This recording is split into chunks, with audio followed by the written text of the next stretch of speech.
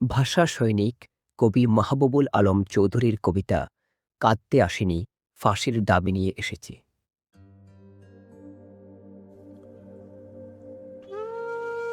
এখানে যারা প্রাণ দিয়েছে রমনার ঊর্ধ্বমুখী কৃষ্ণচূড়ার তলায়, যেখানে আগুনের ফুলকির মতো এখানে ওখানে জ্বলছে অসংখ্য রক্তের ছাপ, সেখানে আমি কাঁদতে আসিনি। আজ আমি শোকে বিহ্বল নই, আজ আমি ক্রোধে উন্মত্ত নই, আজ আমি প্রতিজ্ঞায় অবিচল।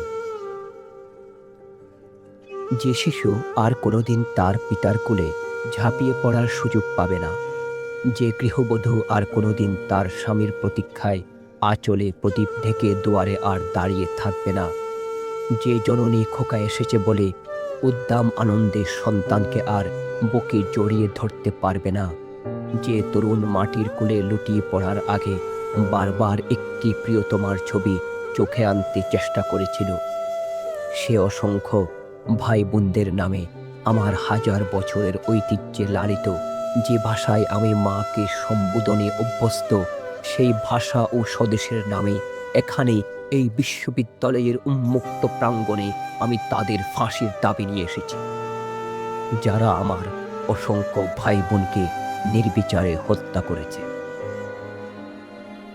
ওরা ৪০ জন কিংবা আরও বেশি, যারা প্রাণ দিয়েছে ওখানে রমনার রৌদ্রতপ্ত কৃষ্ণচূড়ার গাছের তলায়, ভাষার জন্য, মাতৃভাষার জন্য, বাংলার জন্য, যারা প্রাণ দিয়েছে ওখানে একটি দেশের মহান সংস্কৃতির মর্যাদার জন্য, আলাওলের ঐতিহ্য, রবীন্দ্রনাথ, কায়কোবাদ, নজরুলের সাহিত্য ও কবিতার জন্য, যারা প্রাণ দিয়েছে ওখানে পলাশপুরের মকবুল আহমদের পুঁথির জন্য, রমেশ শীলের গাথার জন্য, জসিমউদ্দিনের সুজন বাদিয়ার ঘাটের জন্য, যারা প্রাণ দিয়েছে ভাটিয়ালি, বাউল, কীর্তন, গজল, নজরুলের খাঁটি, সোনার চেয়েও খাঁটি আমার দেশের মাটি, এই দুটি লাইনের জন্য, দেশের মাটির জন্য, রমনার মাঠের সেই মাটিতে কৃষ্ণচূড়ার অসংখ্য ঝরা পাপড়ির মতো ৪০টি তাজা প্রাণ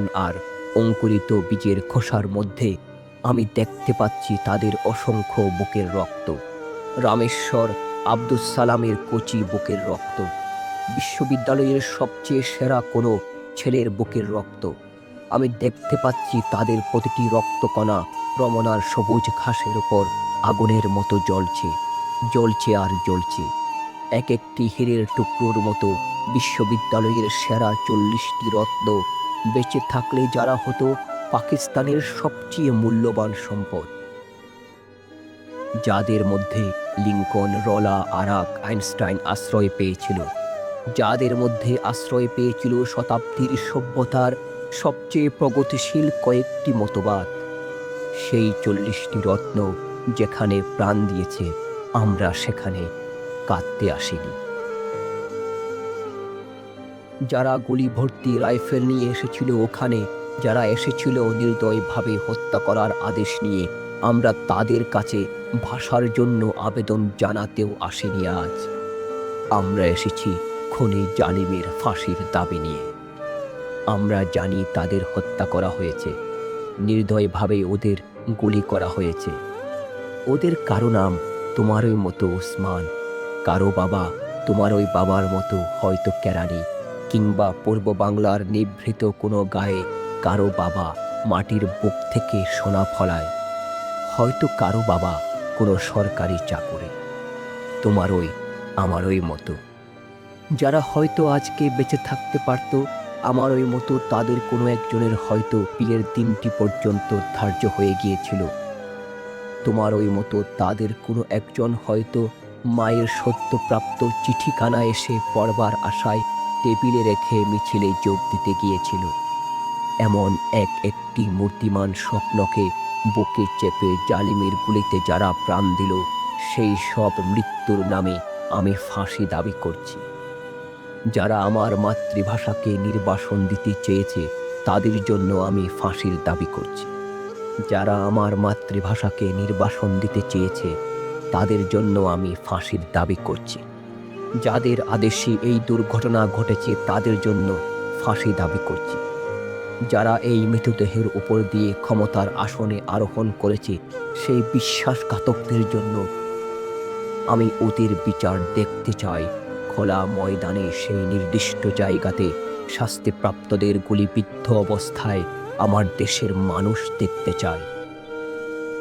পাকিস্তানের প্রথম শহীদ, এই 40টি রত্ন, দেশের 40 জন সেরা ছেলে, মা বাবা বউ আর ছেলে নিয়ে এই পৃথিবীর কোলে একটি সংসার গড়ে তোলা, যাদের স্বপ্ন ছিল আইনস্টাইনের বৈজ্ঞানিক তথ্যকে আরও গভীরভাবে বিশ্লেষণ করার, যাদের স্বপ্ন ছিল আণবিক শক্তিকে কিভাবে মানুষের কাজে লাগানো যায়, শান্তির কাজে লাগানো যায় তার সাধনা করা, যাদের স্বপ্ন ছিল রবীন্দ্রনাথের বাঁশিওয়ালার চেয়েও সুন্দর একটি কবিতা রচনা করার।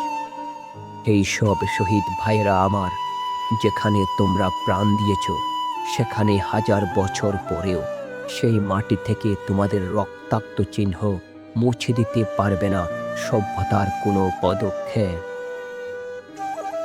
যদিও অসংখ্য মিছিল অস্পষ্ট নিস্তব্ধতাকে ভঙ্গ করবে একদিন, তবুও বিশ্ববিদ্যালয়ের সেই ঘণ্টাধ্বনি প্রতিদিন তোমাদের ঐতিহাসিক মৃত্যুক্ষণ ঘোষণা করবে। যদিও আগামীতে কোনো ঝড় ঝঞ্ঝা বিশ্ববিদ্যালয়ের ভিত্তি পর্যন্ত নাড়িয়ে দিতে পারে, তবু তোমাদের শহীদ নামের ঔজ্জ্বল্য কিছুতেই মুছে যাবে না। খুনি জালেমের নিপীড়নকারী কঠিন হাত কোনো দিনও চেপে দিতে পারবে না তোমাদের সেই লক্ষ দিনের আশাকে, যেদিন আমরা লড়াই করে জিতে নেব ন্যায় নীতির দিন।